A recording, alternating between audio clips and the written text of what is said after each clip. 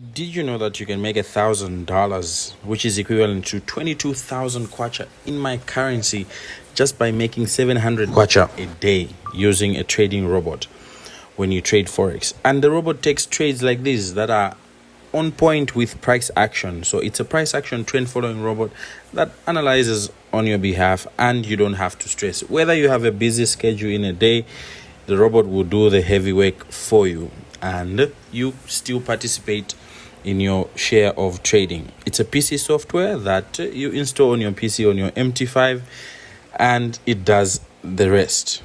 Okay, it's not a holy grail, but imagine if you made 22,000 or $1,000 in a month, the difference that it will make in your life. You probably pay off some debt, pay your bills easily.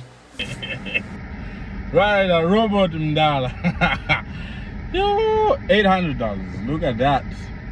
You see the advantage of having a robot sometimes. You don't have to stress about analyzing. You just sit, press a button, and it executes the trade for you, and the rest is history. But that being said, it's not a holy grail. Always remember to apply risk management. That is very important. Some trades, yes, might hit stop loss, but it is what it is. A pip a day keeps poverty away. Peace.